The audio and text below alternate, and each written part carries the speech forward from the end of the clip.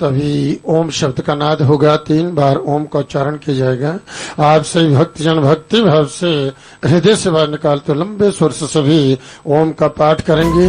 माँ से प्रार्थना करते हुए कि हे माँ, इन स्तोत्रों द्वारा, इन मंत्रों द्वारा जो आपकी स्तुति की गई है, इसे प्रसन्नता पूर्वक स्वीकार करो और पूरे विश्व को वरदान दो, आशीर्वाद दो। सबके कष्ट, सबके दुख, सबके रोग दूर करो, सबकी मनोकामना पूर्ण करो, सबकी अंग संग रक्षा करो, सबका सर्वत्र मंगल करो। ऐसे मंगल प्रार्थना करते हुए विश्व कल्याण के लिए 3 बार सभी एक साथ ओम का पाठ करेंगे।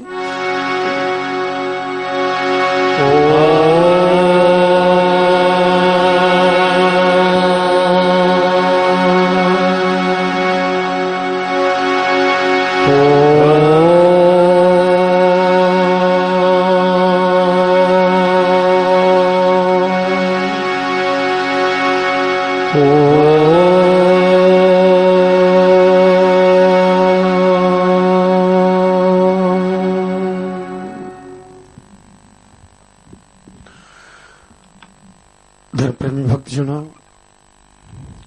माँ भगवती की पूजा, माँ की आराधना, माँ की भक्ति, माँ की स्तुति, माँ का दर्शन, माँ का आशीर्वाद, जो वास्तव में सब ओर से परम कल्याण को देने वाला है, सुख सौभाग्य को देने वाला है, आरोग्यता को देने वाला है, कष्टों को, रोगों, विपत्तियों को दूर करने वाला, शत्रु विजय प्राप्त करवाने वाला, इतना ही नहीं पर मोक्ष को देने वाला। इस देवी की पूजा वास्तव में जो है जो आत्म ज्ञान, आत्म सुख को देती है। और इस तरह से जो साधक जन प्रतिदिन निजवर रूप से इस माँ भगवती का ध्यान, माँ का स्मरण करते हैं, माँ भगवती की भक्ति करते हैं, एक देवी की कृपा से, माँ के आशीर्वाद से जो है उन भक्तों को जो है सद्बुद्धि, सद्ज्ञान की प्राप्ति होती है। हम जब भी एकाग्रचित होकर के सत्संग करते हैं, सत्संग जो है अर्थात माँ भगवती के साथ संग करना, उसके साथ जुड़ना, माँ का ध्यान, माँ का स्मरण करना, तो सत्संग से जो है अज्ञान दूर होता है और ज्ञान की जो है अज्ञान जो है वह दूर होते हैं और ज्ञान की प्राप्ति होती है, सद्बुद्धि की प्राप्ति होती है।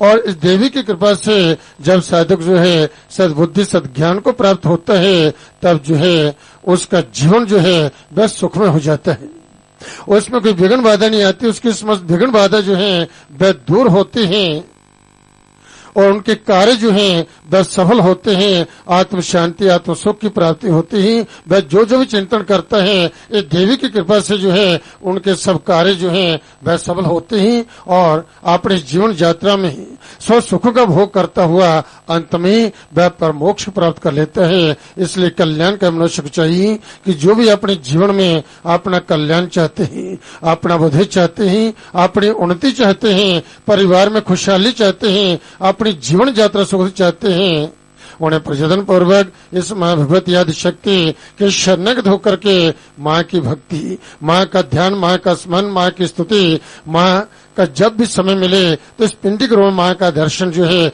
माँ का आशीर्वाद अवश्य प्राप्त करना चाहिए। कि जब भी हम जो है देव दर्शन के लिए जाते हैं तो हमारे जन्म जन्मांतर के पापों का नाश होता है, परम पुण्य की प्राप्ति होती है और कष्ट, रोग, सब विपत्ति जो दूर होती है, कारोबार में वृद्धि होती है। और इसलिए जो है यह देवी देवताओं का दर्शन, जप करना, ध्यान करना, भगवान की भक्ति करना और इस प्रकार तीर्थाटन करना, तीर्थों पे जाकर के जो है गंगा स्नान करना, तो ये सब सत्कर्म जो होते हैं इससे जीवन में जो विघ्न बाधा होती हैं वह दूर होती हैं और जीवन जो है ये सुखी बना रहता है। और रामायण में गरुड़ जी काकभुषुंडी से जो है ये 7 प्रश्न जो हैं वह पूछते हैं। 7 प्रश्न उन्होंने पूछे हैं काकभुषुंडी से, जो तो उन्होंने अनेक प्रश्न किए हैं और इस प्रकार से उन्हीं के पास जाकर के गरुड़ ने जो है ज्ञान प्राप्त किया। कैसे ज्ञान प्राप्त किया? क्योंकि जिस समय गरुड़ को अहंकार हो गया था कि मैं ही शक्ति संपन्न हूँ, मैं कितना शक्ति संपन्न हूँ, कि जिस समय त्रेता युग में यहाँ राम और रावण का युद्ध हुआ था और उस समय कहते ही कि मेघनाथ ने जब नागपाश में दोनों भाइयों को, राम और लक्ष्मण को जो है नागपाश में बांध दिया था, उस समय हनुमान जी जो है वही गरुड़ को ले आए और गरुड़ ने उनको जो है नागपाश से मुक्त किया। तब जो है गरुड़ को जो है अहंकार हो गया कि जो भगवान जो है जिस सबको जो मुक्त करने वाले हैं वह नागपाश के बंधन में जो फंसे हुए हैं उनको मैं मुक्त कर रहा हूं। जो अहंकार हुआ था उस समय गरुड़ को जो है उन्हीं का अहंकार दूर करने के लिए जो है भगवान ने जो है फिर जब बाद में उन्हें काकभुशुंडी के पास भेजा था और जाओ उनके साथ सत्संग करो और वहीं से आपको ज्ञान की प्राप्ति होगी। बोलो सच्चे दरबार की जय। तो कहते हैं गरुड़ जी भगवान की वाहन है और जो काकभुशुंडी की शिष्य है, काक कौवे को कहते हैं। तो कौवे से उन्होंने ज्ञान जब प्राप्त किया था तो समय काकभुशुंडी जो है जहाँ उनकी काकभुशुंडी के जो शिष्य हुए गरुड़ जी और वहां जाकर के जो है उन्होंने 7 प्रश्न जो किए, जो मुख्य रूप से मैं आपको बतला रहा हूँ। तो सबसे पहले उन्होंने ये प्रश्न किया था काकभुशुंडी से, सबसे दुर्लभ कौन शरीर है, सबसे दुर्लभ कौन सा शरीर है। तो तब जो है उन 84 लाख जोनियों में जो है सबसे दुर्लभ शरीर जो है वह कौन है। तब जो है काकभुशुंडी जी कहते हैं मनुष्य शरीर के समान जो है दुर्लभ शरीर जो है नहीं है। इसलिए चर अचर सभी जो है उसकी जांचना करते हैं कि हमें मनुष्य शरीर प्राप्त हो, मनुष्य शरीर प्राप्त हो। देवता जो है जब जो है वह भी मनुष्य शरीर प्राप्त करने के लिए लालायित रहते हैं कि हमें भारतवर्ष में जो है मनुष्य योनि प्राप्त हो, क्योंकि मनुष्य योनि का महत्व बतलाते हैं काकभुशुंडी कहते हैं ये शरीर जो है मनुष्य शरीर जो है जी स्वर्ग को देता है। इसी के द्वारा साधना कर करके मनुष्य जो है अपने मनोरथों का, अपनी मनोकामना को पूर्ण करता है। जी जो है मनुष्य शरीर जो है जी स्वर्ग और नरक में जो है जाने का रास्ता देता है। तो कैसे कि जब व्यक्ति जो सद्मार्ग पर चलता है, धर्मानुकूल कर्म करता है तो इसी के द्वारा करता है मनुष्य देह से।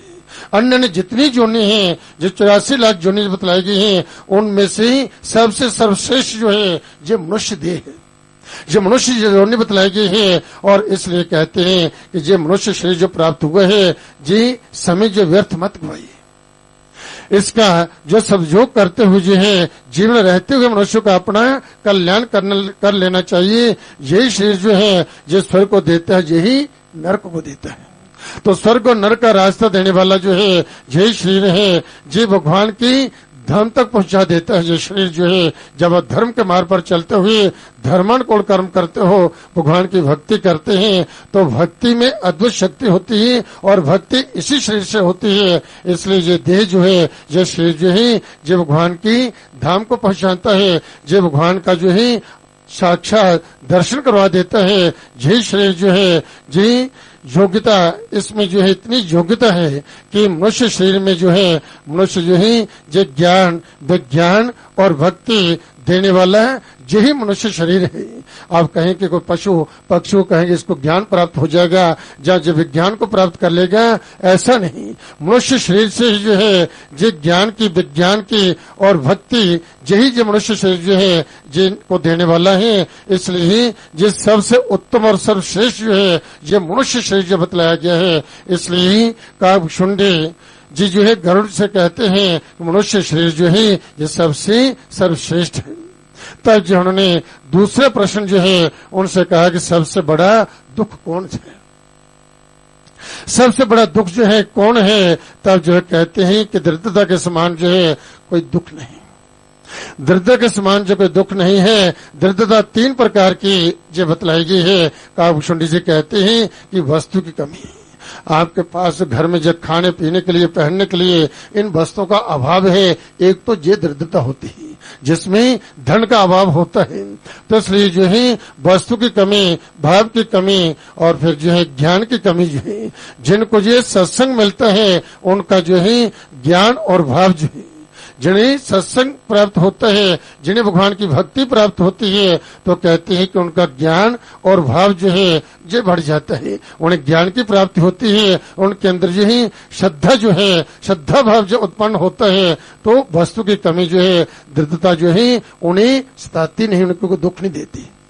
जीवन भले ही जो है वस्तु का अभाव हो परंतु भगवान के प्रति श्रद्धा है, भक्ति है, ज्ञान है, तो कहते हैं जी दुख जो है, दरिद्र का दुख जो है वह दुख नहीं होता है। क्योंकि देखिए शबरी दरिद्र थी, उसके पास कुछ नहीं था, परंतु एक श्रद्धा भाव थे और सच्ची श्रद्धा थी और ज्ञान था भगवान की भक्ति का। भगवान की भक्ति थी और भक्ति से ही वास्तव में ज्ञान की प्राप्ति होती है कि मुझे इस संसार में आकर के प्राप्त क्या करना है। हम क्या करते हैं कि धन को जो है सर्वोपरि सबसे उसी को मानते हैं कि धन होगा तो सब कुछ ठीक है। ऐसा नहीं, जो धन संपत्ति जो है आपको यहीं पर सुख देने वाली है, इससे आगे नहीं। परंतु भक्ति जो है जो जहां भी सुख देगी और आगे भी आपका कल्याण करेगी। आपका जीवन जो है जो सुखी बने रहेगा, ना तो धन का अभाव होगा, किसी चीज की कमी रहती नहीं। जो इस प्रकार श्रद्धा भाव से जो है उस भगवती आदि शक्ति के शरणागत होकर के माँ की आराधना, माँ की अर्चना करते हैं, तो इस प्रकार से शबरी जो है वह दरिद्र होने पर भी क्या थी, सुखी थी, पूर्ण सुखी थी। और इस प्रकार से भगवान स्वयं जो है शबरी का पता पूछते हुए जो है उसके आश्रम में आए। अपने भक्त के दर्शन करने के लिए भक्त में इतनी शक्ति होती है कि भक्त अपनी भक्ति द्वारा भगवान को इस धरातल पर ले आता है। ऐसी भक्ति होनी चाहिए, इसलिए जो है वह बड़ी सुखी थी। राम जी ने जो है उसके जूठे बेर खाए, उसकी इस प्रकार से साधना को चल करके जो है उसके पास आए हैं और इस प्रकार से उससे जो है पर मोक्ष की प्राप्ति जो है भगवान की कृपा से हुई। तो कैसी, जे भक्ति से आज भी उसकी कीर्ति जो है संसार में अटल है। तो ये भक्ति का फल है। इसलिए जीवन में जो है जो गृहस्थ आश्रम में रहते हुए गृहस्थ आश्रम में जो है जो सबसे श्रेष्ठ आश्रम बतलाया गया है। जो 4 आश्रम जो है, इन 4 आश्रम जो है, क्योंकि एक सीढ़ी है, सीढ़ी दर सीढ़ी जब आप चलते हैं तो जीवन में कोई विघ्न बाधा नहीं आती।